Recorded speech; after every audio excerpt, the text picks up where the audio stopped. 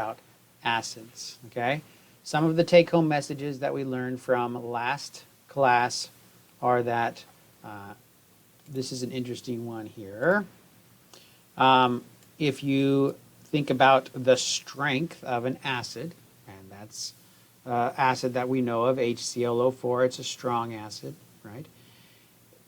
The strength of the acid directly corresponds to the strength of its conjugate base. And again, the conjugate base is the acid minus one hydrogen ion, H plus ion, right? So ClO4 minus is the conjugate base for HClO4. And ClO4 minus is not going to be a good base. Now, the definition of a base, a chemical that receives the hydrogen ion. So ClO4 minus will not be able to receive a good hydrogen ion very well, and we should kind of have known that, but never really talked about it in those terms, simply because we always say HClO4 is a strong acid, and that's it. But essentially, when we're saying HClO4 is a strong acid, or HNO3 or HCl or sulfuric acid or whatever, that means that their conjugate bases are weak bases. And if we talk about a chemical being a weak acid, that means its conjugate base is going to be a strong base. All right? A weak acid is a chemical that won't let go of that hydrogen very easily. Therefore, if you do happen to get that hydrogen off, that species, which would be its conjugate base, would want to pull that hydrogen back and thus be a strong base. Okay. We also talked about how binary acids, some examples of binary acids, HF, HCl, HBr, right? Just hydrogen and hydrogen and an atom, right? So, for example, hydrogen and one kind of element, that's a binary acid, right? Binary acids, in general, their strength increases as the element other than the hydrogen goes to the right and down, okay? And it increases as you go to the right because of electronegativity.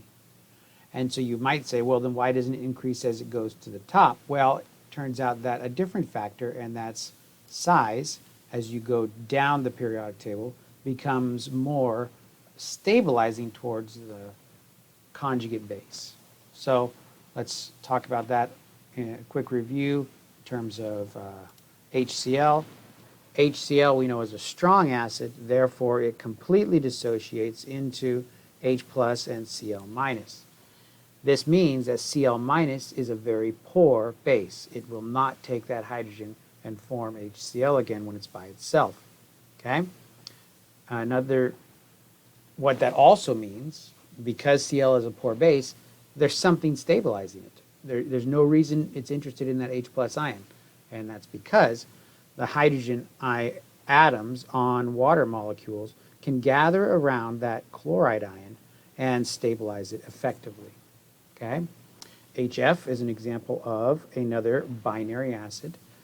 Its dissociation would be the hydrogen ion and the fluoride ion, right? But we know that this isn't a strong acid. It's a weak acid, meaning that when the fluoride ion comes off, it quickly wants to grab that hydrogen right back and go back to the associated acid form. Now, why is that? Well, there's a couple ways of saying that. We say it's because HF is a weak acid.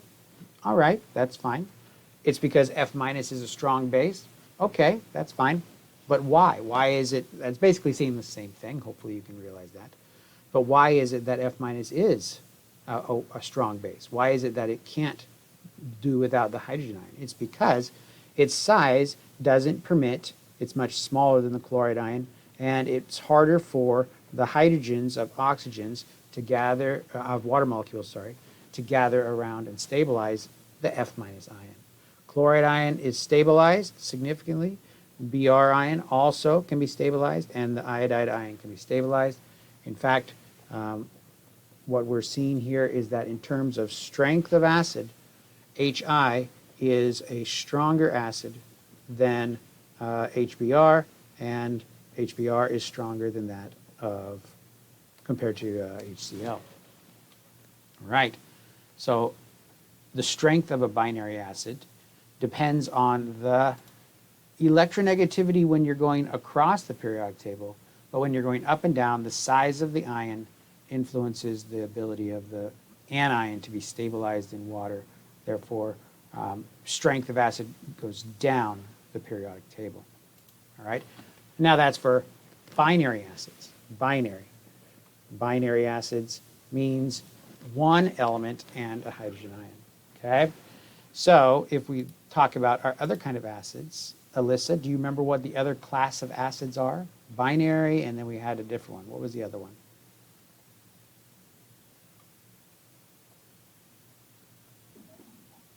I don't remember, I'm sorry. Okay. It's oxyacids. Oxyacids. I'm going to change this to a Y. I like oxyacids better. So why do you think we call them oxyacids, Alyssa? Because they attach with oxygen atoms. That's right. There's still a central atom, and that atom can differ. But there are oxygens surrounding that central atom, and then the hydrogens are attaching to the oxygens that are attached to that central atom.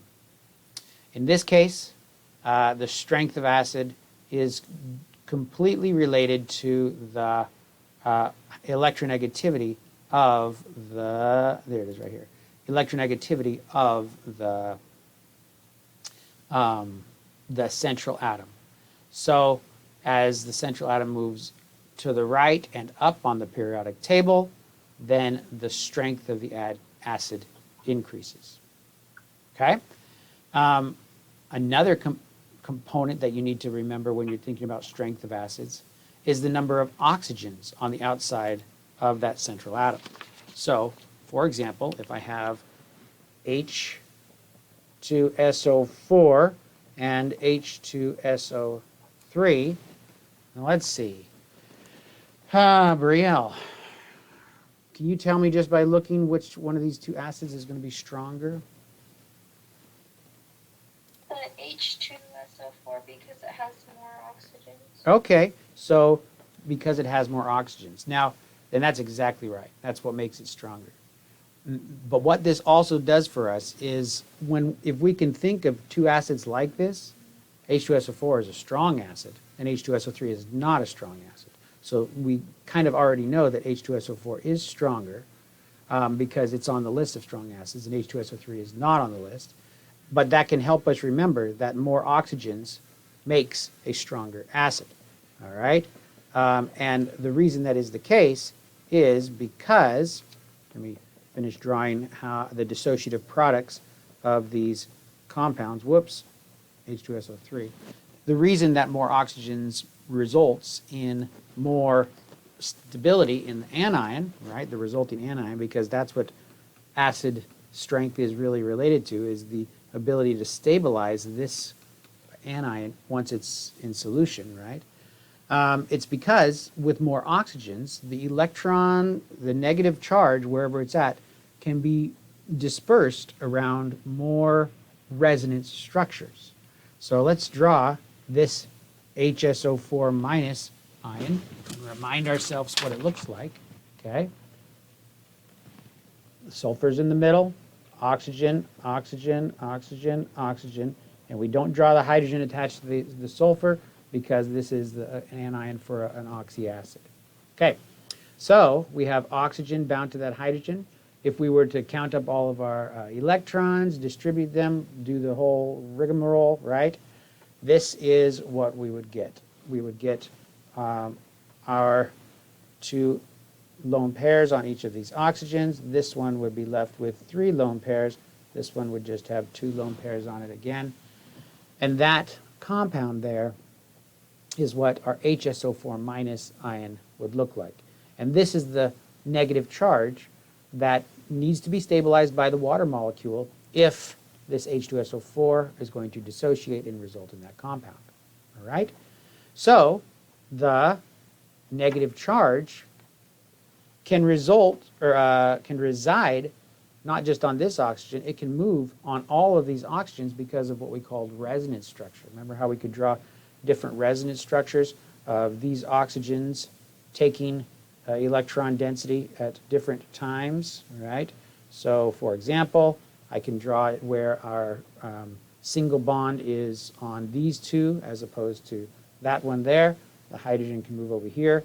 Whoops, let's put the negative charge over here and the hydrogen over there, right? That's an example of a resonance structure that can result because all of these oxygens are equal in their ability to hold that electron charge and that hydrogen, and the electron density can move around. So the more oxygens, the stronger the acid's going to be.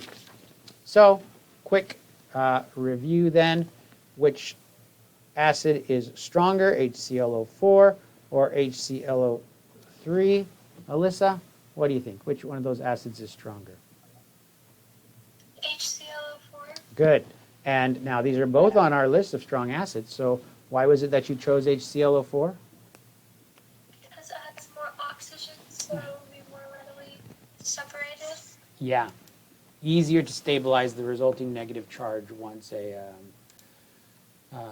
hydrogen leaves the acid. Okay, very good. So that is a little review on what we've gone over in the previous class.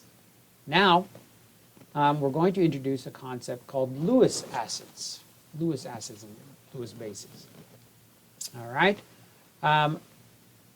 Again, Bronsted acids and bases, that's the name of the kind of acid that we're generally used to thinking of.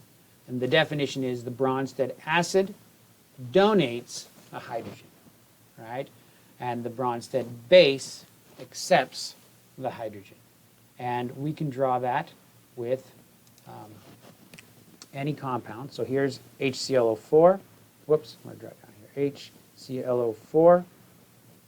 It's helpful to draw it like this when we want to talk about this being an acid and then something else being the base, because then we can see that this is the acid. It's going to donate a hydrogen to the water, H3O+, right? So now this is an acid. It's donated the hydrogen to the base, so water is behaving as the base here, and the result is the ClO4- ion, okay? This is a strong acid, so it's not really reversible, but I could think of the reverse reaction as being ClO4- and H3O+ coming together to result in these compounds. If we go in the reverse, we would say that the H3O+ is donating the hydrogen this time, right? The H3O+ is donating the hydrogen and is behaving as the acid, and this is behaving as the base, right? So the definition, again, of a Bronsted acid and base is the Bronsted acid is the compound that is donating the hydrogen, and the Bronsted base is the compound that's receiving the hydrogen. Okay, so in a Lewis acid or base, there's not necessarily any hydrogens involved in the reaction in terms of a hydrogen transferring from one compound to another. In a Lewis acid or base, it's generally just a pair of electrons that are transferring from one molecule to another. And that's how bonds are formed, right? Electrons from one atom jump over and attack the electrons of another atom, as shown here. The electrons on this nitrogen jump over and grab onto that boron in this, and the result is the nitrogen now has a bond to the boron, and those three hydrogens on the boron are still there, and the three hydrogens on the nitrogen are still there, right? So that electron, that pair of electrons, and that arrow is showing that those electrons are jumping out and grabbing onto that boron and creating a share, a bond. And the easiest way to do this is just to remember that, you have to remember this little couplet. It's that Lewis acids accept a share in an electron pair. Accept a share in an electron pair. Now, it seems like you'll never be able to remember that, but it's served me all my years, and it's all you have to remember. The Lewis acid accepts the share in an electron pair. So then when we look at a compound like this, we can see who the acid is. It's the one that's accepting the share in the electron pair. Therefore, it's this BH3 compound. making the other compound the base, right? Now, we need to kind of have a way to regurgitate this. So, many years from now, you're going to be in a scenario where you need to kind of show your command or understand what a Lewis acid base is. And the way that I think is most easily done is by taking a very common base like NH3, and where's that at? NH3, and combining it with a hydrogen ion. The product here would be NH4, all right? And in this reaction here, I know that that's the acid, and I know that that's the base. Ammonia is basic in nature, H+, that's the definition of an acid, right? So if I can remember, if I can draw out the Lewis dot structure for this process, then I can remind myself what that couplet is, that the Lewis acid accepts the share in an electron pair. So let's try to draw this out really quick for ourselves. NH, H, H with these 2 electrons there. All right. Now that's, you're going to have to remember how to draw your Lewis dot structure. And then we have H plus. And then we have to draw this NH4. Sorry, I forgot a plus minus sign there. It's going to look like this after we draw our Lewis dot structure, NH4 with a positive charge there. There's 4 electrons available to it. It brought 5, therefore it has a formal charge, with a positive formal charge still. So if I kind of underline that hydrogen and recognize it as this hydrogen over there, the way that this interaction occurred was these electrons reached out and grabbed on to that hydrogen. Okay? So I already know that this is the acid because that's what H+ is, and I already know that ammonia is a base. And regurgitating this little reaction here will help me remember that the acid is the one who is accepting the share in an electron pair. In this case, the acid had no electrons to reach over and form a bond with this. It had to come from the Lewis base. So our Lewis acid and Lewis base can kind of be, we can remind ourselves of that, which is accepting the share in an electron pair. It's the Lewis acid. All right, so here's that example of a chemical reaction, right? And then here's another one down here where we want to identify the Lewis acid and base in this reaction, okay? So F- combining with BF3 to form BF4-. They were nice enough to draw out everything except for the electrons pushing, right? Because as soon as you see the electrons pushing, you can know who is giving or accepting the electrons. This up here can help you remember the nitrogen reached over and grabbed the hydrogen to form NH4+, and that is, again, this is the acid, so the acid was accepting the share in electron pair. Let's see if Jace can identify for us which of these 2 species, the F- or the BF3, is the Lewis acid. Any ideas, Jace? We're looking at the bottom one, right? You said the acid, the BF3. Yeah, one of those 2 is the Lewis acid. Just to make sure, you said the acid is the one that donates the electrons, right? Nope. The acid is the one that accepts, Lewis acid accepts the share in an electron pair. Lewis acid accepts the share in an electron pair. So I'd say that the BF3 is the acid, and then that chloride is the base. The Lewis base. Very good. That's correct. Okay, because we can... Just to make sure, though, just so I have, you said the acid accepts and the base donates. That's right. The acid accepts the share in an electron pair. Okay, so here's another example. This is an example of a Lewis acid-base reaction. True, because because a share of electrons is occurring. False. There's no hydrogen ions involved. Or C, not enough information. What do you think, Alyssa? Can we have a Lewis acid-base reaction without a hydrogen? I think you can have it without a hydrogen as long as there's still an acid. Okay, well, and then which one of these would be our acid? Sulfur dioxide or the oxide ion? The sulfur dioxide, because it's the one that's accepting the base pair. That's right. It's accepting the share of those electrons there. All right, very good. So it's true that this is a Lewis acid-base reaction. It doesn't have to have a hydrogen involved. And we can identify that the sulfur dioxide is our Lewis acid because it's accepting the share in the electron pair. Very good. Now,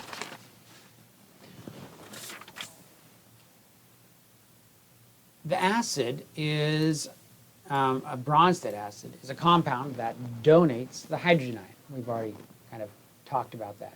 The Bronsted base is the compound that accepts the hydrogen ion. We've talked about that as well. Generally, we don't think about water being an acid and base, and it's not an acid or base. However, if you just have a container of water, there is a certain amount of this reaction occurring, this equilibrium reaction, where one water molecule combines with another water molecule, and a hydrogen transfers from one to the other to form H3O plus and OH minus. So they find each other again and go right back. But this reaction, called autoionization, is always occurring in any solution of water.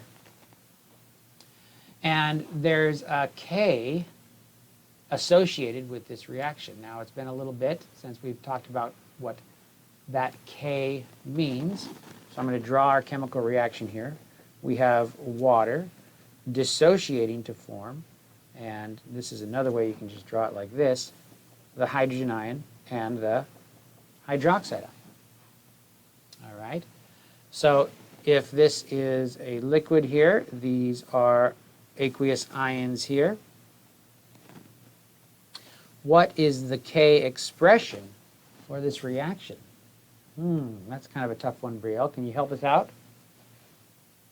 What will K equal to in terms of this reaction expression? I'm not quite sure, but are you meaning like when it's like in equilibrium? That's right. That's right. What will our equilibrium expression be for this reaction? What goes on top here? On top goes the products. Very So good. H plus. H plus and OH minus, and then the bottom will be, well, actually the bottom is a liquid, so it doesn't get added, right? That's right. So it's just 1. So the equilibrium expression for this is just the concentration of the hydrogen ion times the concentration of the hydroxide ion. All right? The equilibrium expression for the autoionization of water is just the hydrogen ion concentration times the hydroxide ion concentration. Now, we also have to recognize that when 1 mole of this autoionizes, you get 1 mole of this and 1 mole of that, right? They have to be the same amount. You're never going to get some of this and none of that because it all came from the same molecule, right? So you're going to have to always get some of this and always get some of that. This reminds me of a scam that's out there about water purification. The Kangen water supply, they call it. They say that they take water and they ionize the water into H plus and OH minus, and they result in acidic water and basic water. But that's not possible because every one you ionize, you're going to get H plus and OH minus. You're not going to get more H pluses or more OH minuses in the solution anywhere. You can't have a solution of just H2O with more of this or H2O with more of this. Okay? You can have H2O with some of this and some of that, but the amount of this will always have to equal the amount of that. If you make more H+, the only way you did that is from more OH-. And H+ and OH- will find each other and go right back. So you can't take water and create acidic or basic water from the water. We know how to make acidic water. You add an acid. That'll make acidic water. And we know how to make basic water. You add a base. And that's really inexpensive to do, right? The water ionizers cost thousands of dollars, and they're essentially selling you bleach or, hydrochloric acid, right? If you take sodium chloride and you ionize the sodium chloride, right, you can drive that reaction and result in HCl in your acid. Or in your solution. So the concentration of hydrogen ion always equals the concentration of hydroxide ion in a solution of water. And K actually has a value. The value for K here is 1 times 10 to the minus 14. 1 times 10 to the minus 14. So the concentration of the H+ ion and the concentration of the hydroxide ion will equal 1 times 10 to the minus 14. Their concentrations for a solution of, or not a solution, just a container of water, right? No solution involved here. We haven't added anything. Will always be the same concentrations. Therefore, the hydrogen ion concentration is 1 times 10 to the minus 7. And the hydroxide ion is the same, 1 times 10 to the minus 7. And I knew that because these values have to be the same, and their product has to equal 1 times 10 to the minus 14. All right.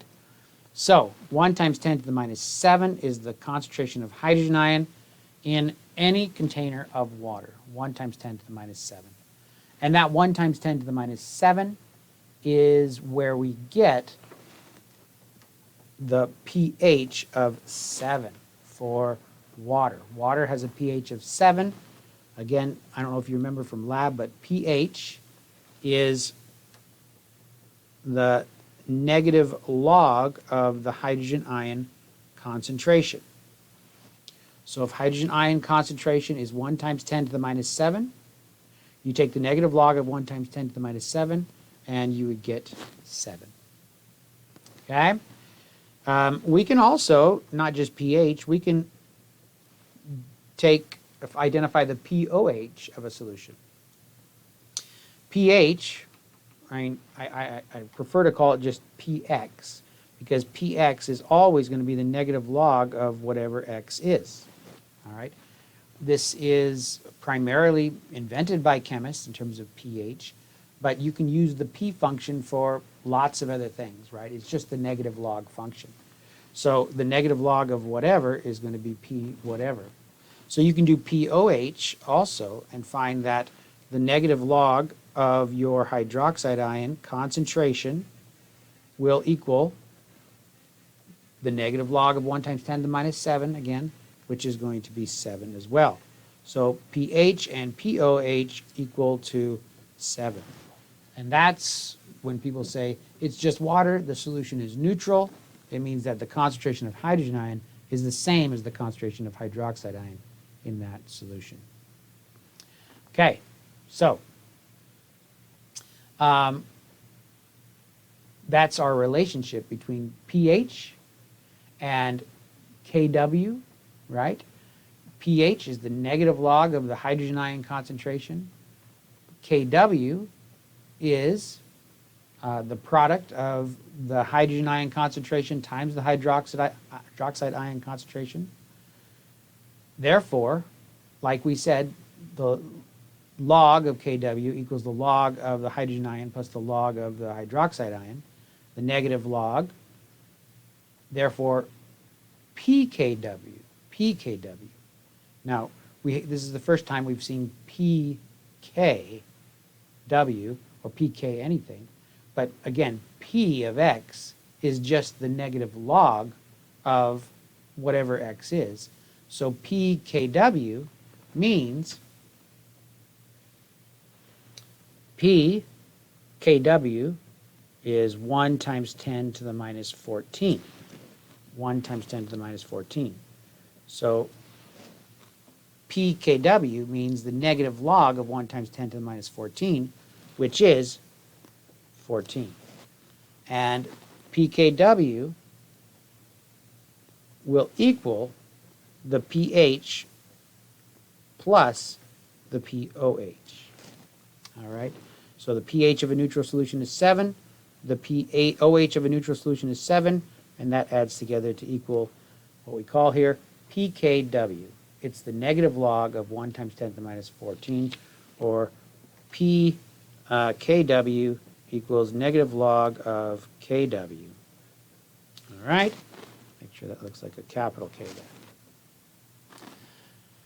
Now, this is true of a neutral solution, but because water is what is being occupied or is occupying your acid as it is put into solution, this will be true not just of a neutral solution, but any solution, acidic or basic. If you know the pH, you can always find the pOH simply by recognizing that 14, which is the pKw, will always be the sum of the pH and the pOH of a given solution. All right, very important equation there. 14 is the sum of the pH and the pOH for any given solution. Okay, now we have indicators, and we use them in Chem 105 lab, that will change colors at a given pH range, right? And so it becomes important to recognize why that pH change is occurring, right? pH 0, pH 1, pH 2, pH 3, is again telling us the concentration of the hydrogen ion. And as the hydrogen ion concentration reaches a certain point, different chemicals, these are a list of different dyes, these are just organic compounds that are colorful to our eyes, at different pHs, they will accept a hydrogen. And when they accept a hydrogen, these dyes change color, right? And so you can tell when your pH has reached a certain point based on the indicator that you've chosen. All right?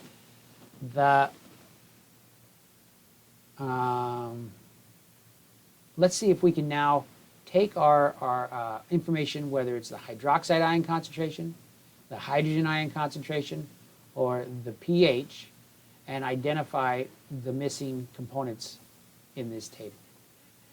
Okay? So, the hydroxide ion concentration here is 3.2 times 10 to the minus 3. Let's see, Jace. If this is my hydroxide ion concentration, 3.2 times 10 to the minus 3,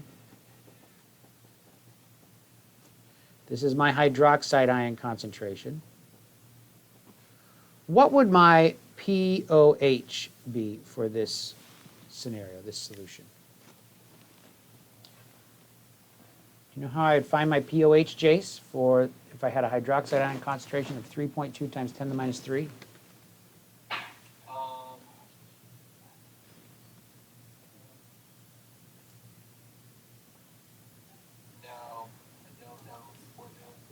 Okay.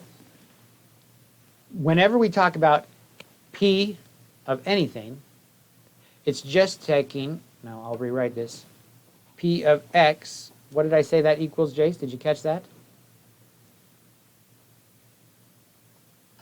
No, I didn't. Okay, P of X will equal the negative log of X.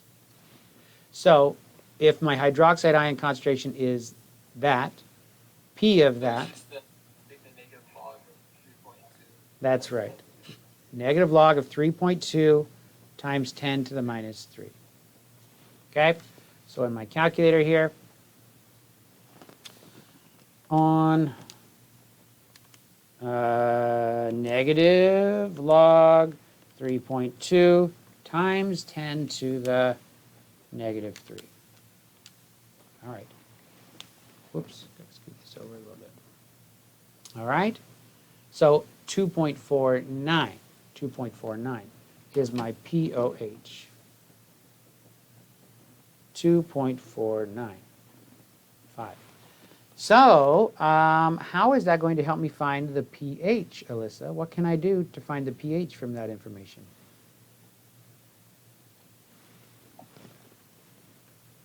Well, we know that the pH has to add up to equal 14, so you can do 14 minus 2.495. Whoops. 14 minus, there we go, 2.495, so 11.5. 11.5. So our pH is 11.51. Very good. So we got our pH and we got our POH from the information about the hydroxide ion concentration. Now, how are we going to get the hydrogen ion concentration? Well, to get the hydrogen ion concentration, we just have to remember that the pH is 11.51. So if 11.51 is equal to the negative log of the hydrogen ion concentration, I can solve for the negative log, or the hydrogen ion concentration here, by taking 10 and raising it to the negative pH will equal the hydrogen ion concentration. Or, in this case, 10 to the negative 11.51 will equal our hydrogen ion concentration. So, 10 to the, in fact, if you just do inverse log, it gives you this little 10 to the negative sign. I could even just put in the answer, 11.51, and the result will be 3.125 times 10 to the minus 12. 3.125 times 10 to the minus 12. All right, so I got my hydrogen ion concentration and the pH by following through with those from the hydroxide ion concentration. All right, Brielle, you ready for one here? If I have this hydrogen ion concentration, and I need to get the hydroxide ion concentration and the pH, which one do you think is easiest to get first? We can get the pH by taking the negative log of H3O plus. All right, negative log of 10 to the minus 5, like that? Yep. So that should be our what? That's our pH for the H3O plus. Okay. And we can subtract that from 14. All right, very good. So I got our pH then is 4.638, and then 14 minus that value there. That's not the right minus. What is that 9.362, Brielle? What is that value? That's the pH for the OH minus. All right, it's not called the pH for the OH, it's just the POH, right? Does that make sense? Yeah. Excellent. All right, so, oops, we weren't quite there yet. So now how do I get the hydroxide ion concentration, Brielle? Now that I have the pH and the POH, how do I get the hydroxide ion concentration? So you can use that 9.36 and equal it to the negative log of OH minus, Okay, and then you can solve that. how do I do that? What do I put in my calculator to solve that? You put the 10 to the negative 9.362. Where's my little caret? I haven't used that in a while. Oh, here it is right here. So there's another way to do it. 10 to the negative 9.36. Okay, so that 4.348 times 10 to the minus 10, what is that? That is the concentration of OH. Very good. Concentration of the hydroxide ion, and then our pH, 4.638. All right, excellent. Jace, do you want to help us with this hydroxide ion one? What do I have to do with this next line here? How do I get the hydrogen ion concentration and the pH?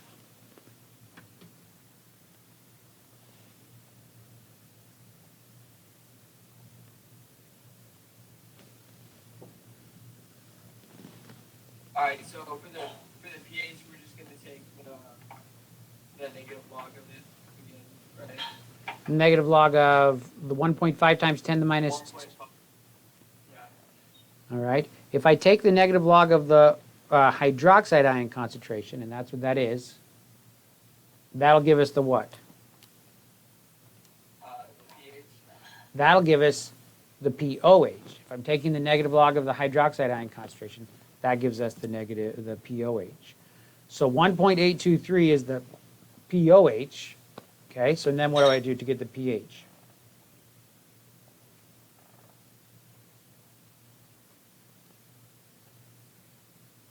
What do you think, Jace? What do I do? Is it gonna be like the inverse of it, or because it's like they're like opposites?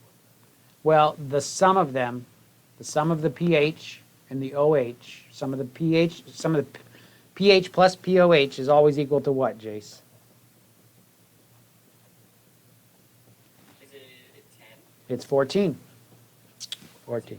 So now that I have taken the negative log of the hydroxide ion concentration, that gave me the POH. So if I take 14 minus that, that will give me my pH, 12.17. All right, now how do I get that pH, 12.17, Jace? How do I get that from that? That's my pH. How do I get my hydrogen ion concentration from that? Well, we're doing if you take the negative log to get the pH, maybe we take that value and we do e to that power, or e to that pH. Okay. Yes. All right. If you're taking px of something, it's the negative log of that x.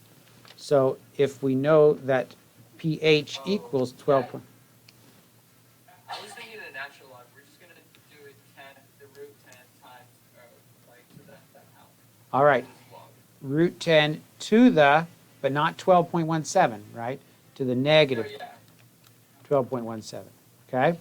And then that will give us our hydrogen ion concentration, because that was the hydrogen ion, that's the pH right there, so 10 to the negative pH gives us our hydrogen ion concentration. Okay. Now,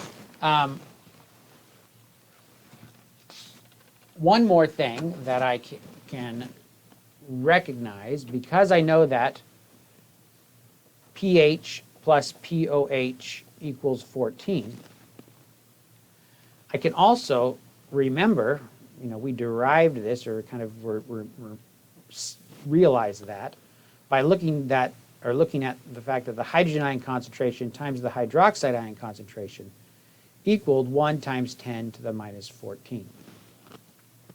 Okay? So there's another way that I can do this. If I have the hydrogen ion right here, concentration, 2.55 times 10 to the minus 6, then I can just take the fact that the hydrogen ion concentration times the hydroxide ion concentration will always equal 1 times 10 to the minus 4, or 14, and do 1 times 10 to the minus 14, and then in this case just divide it by my 2.55 times 10 to the minus 6. Now you have to learn how to type your exponents into a calculator just like this, e to the, just like that. So if you haven't learned how to do that, if you're still trying to use the caret button and stuff, or 10 to the whatever for scientific notation, it's time to do this. And if you don't do that, you'll get stuck and the calculator will get confused with what you're doing. But this answer here will equal my hydroxide ion concentration, because just like pH plus POH equals 14, hydrogen ion concentration times hydroxide ion concentration equals 1 times 10 to the minus 14. Again, not just neutral, any solution. So in this case now I have my hydroxide ion concentration, hydrogen ion concentration. I can just take 10 to the negative, to get the pH I just need to go the negative log of the hydrogen ion concentration, 2.55 times 10 to the minus 6, and that'll give us our pH for this solution.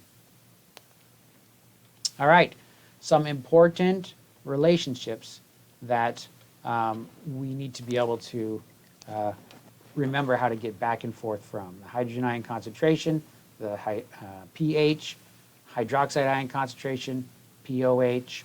All right, you have to be able to remember all of those.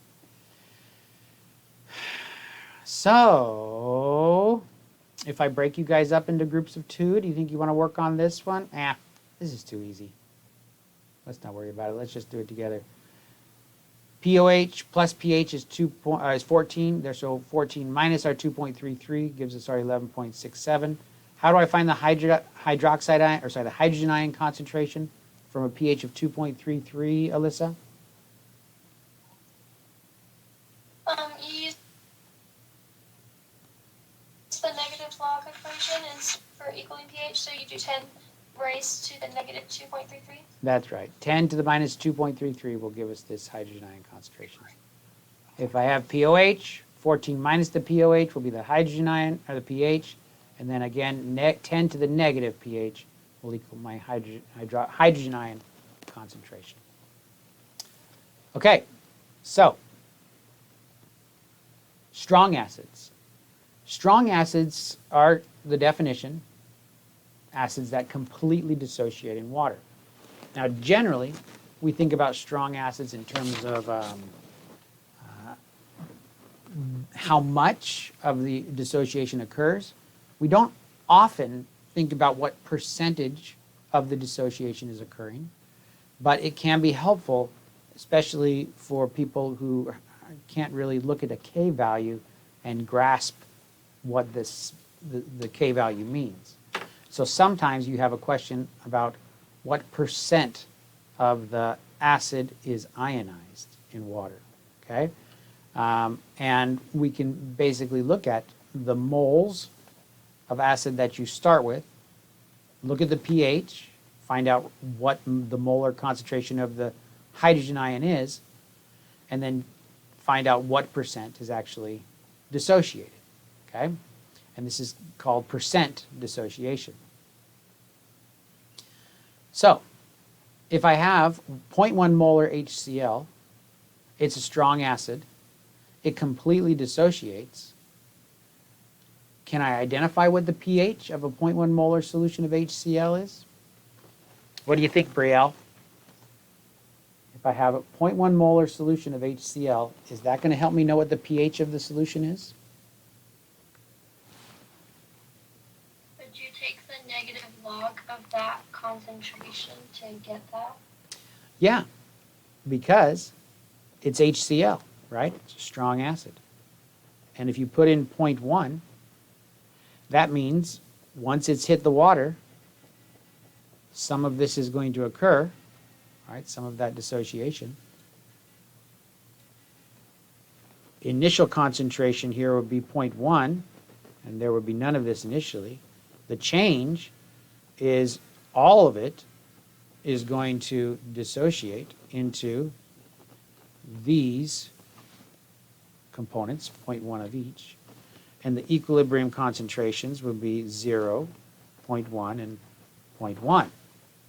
Therefore, the resulting pH, which is just the negative log of my hydrogen ion concentration, would be the negative log of 0.1, which is 1. So we can know the hydrogen ion concentration, and we can know the hydrogen ion concentration when we're given a strong acid, and from that hydrogen ion concentration, we can know the pH of the solution. And the same is true with strong bases. Strong bases, if it's defined as a strong base, it can completely dissociate in the water. So, if I say I have a 0.5 molar solution of this strong base, calcium hydroxide, can I know what the pH of the solution is? All right? So if we do the same thing, here's calcium hydroxide, here's its dissociation into calcium ion and hydroxide ion. Now this one is a little bit tricky, so we're going to do it together. The only real tricky component is there's 2 hydroxide ions. There's 2 hydroxide ions. So if I start with 0.5 here, the change is I'm going to lose 0.5, gain 0.5, then I'm going to gain 0.5 times 2, because for every 0.5 of these that dissociates, I get 2 of these hydroxide ions being released. So the resulting concentration is 0, 0.5, and 1 of my different components here.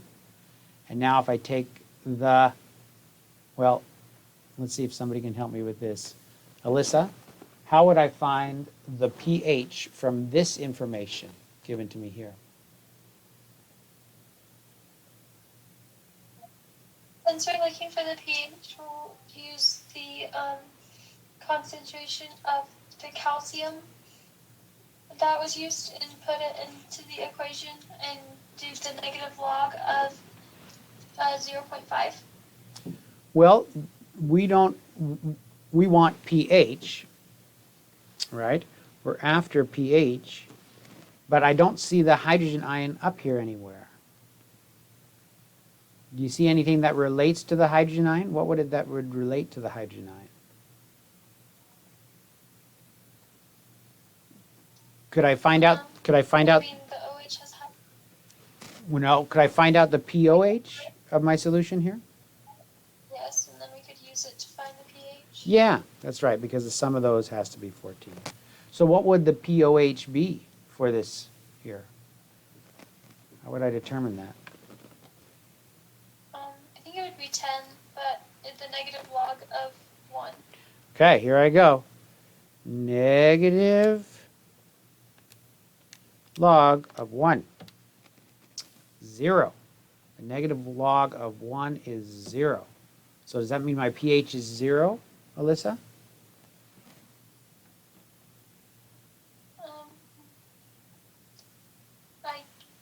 The pOH would be 0. That's So right. the pOH would be 0. So the pH is going to be 14. Very good. So I know that the pOH is 0, therefore the pH is 14. So in both of these cases, whether they're talking about the concentration of acid given to you, if it's a strong acid, you can find out what the pH is. Or the concentration of a strong base, you can find out what the pOH is, and then find out what the pH is. Okay? Excellent. So, that is the end of this chapter, the end of this chapter. But it transitions very nicely into our next chapter. So we're not going to stop. We're going to move right ahead. Let's see. I would like to pause the video.